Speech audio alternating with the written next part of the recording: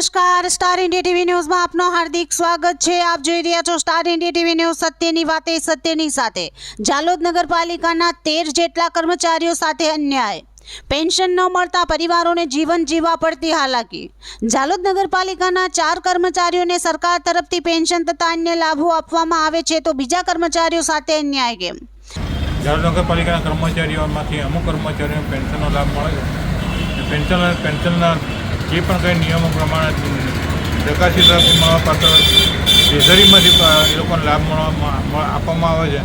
જ્યારે નગરપાલિકાએ ઠરાવ કરેલો છે કે સરકારશ્રી તરફથી પેન્શન આપવામાં આવે તો અમારે કોઈ પણ પ્રકારનો વાંધો હરકત નથી તેમ છતાંય એમ કે કર્મચારીઓને હેરાન કરી અને અપીલો કરી ખોટી રીતે કેસો ઊભા કરી અને સરકારની વિરુદ્ધમાં ફરિયાદ કરવામાં આવી છે। આ અંગે તાત્કાલિક કાર્યવાહી થાય એ માટે અમારી નમ્ર અરજ છે। કેટલા વર્ષથી આપ પેન્શનનો કેસ લડી રહ્યા છો? લગભગ 2019થી ચાલે છે। 2019થી એના આપના પહેલા અને આપના પછી કોઈને મળેલ છે પેન્શન? હા, લિયાકત પઠાણને મળ્યો।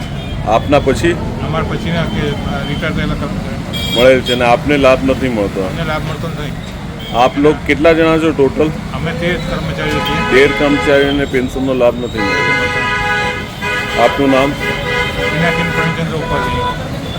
જાલોદ નગરપાલિકામાં ફરજ બજાવતા 13 જેટલા કર્મચારીઓને સરકાર દ્વારા મળતી પેન્શન સુવિધાનો લાભ ન મળતા તેઓના રોજિંદા જીવન જીવવામાં ભારે તકલીફોનો સામનો કરવો પડી રહેલ છે। 13 જેટલા કર્મચારીઓ નગરપાલિકામાંથી વય નિવૃત્ત થયેલ છે। તેઓ દ્વારા અવારનવાર કોર્ટના ધક્કા ખાઈ પોતાના હક માટે લડી રહેલ હતા।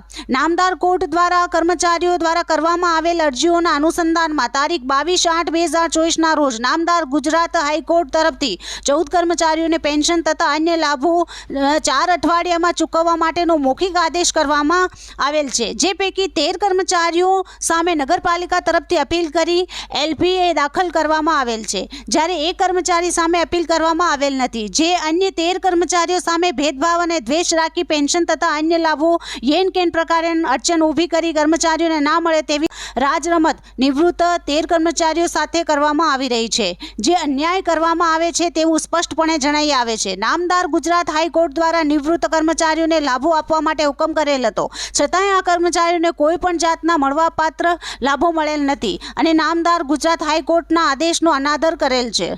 આ અગાઉ પણ વય નિવૃત્ત થયેલ કર્મચારીઓને નામદાર કોર્ટના માધ્યમથી મળવાપાત્ર લાભ મળી રહેલ છે, તો આ 13 કર્મચારીઓ સાથે અન્યાય કેમ? તેમજ અરજી કરતા કામદારો પછીથી વય નિવૃત્ત કર્મચારીઓ પણ સરકારના ધારાધોરણ પ્રમાણે લાભ મળે છે, તો આ કર્મચારીઓ સાથે અન્યાય કેમ? તેવો વેધક સવાલ કર્મચારીઓના મનમાં થઈ રહેલ છે। આ 13 કર્મચારીઓ સાથે દ્વેષભાવ રાખી સરકાર દ્વારા આપવામાં આવતા લાભો કેમ અટકાવી રાખેલ છે? જો આ અરજી કરેલ પછીના કર્મચારીઓને સરકાર દ્વારા મળતા બધા લાભ મળી રહેલ છે, તો બાકીના કર્મચારીઓ સાથે અન્યાય કેમ? આ અંગે પેન્શન મળવાપાત્ર કર્મચારીઓને એવું લાગી રહેલ છે કે આમાં સરકારના હુકમનો અનાદર કર્મચારીઓ સાથે અન્યાય કરવામાં આવી રહેલ છે। આ કર્મચારીઓની હાલ તો એક જ માંગ છે કે નામદાર કોર્ટના હુકમનો અમલ કરી સરકાર દ્વારા જે મળવાપાત્ર લાભ છે તે આ દરેક કર્મચારીઓને મળે। Star India TV news Jhalod reporter Pankajbhai Pandit, જિલ્લા દાહોદ।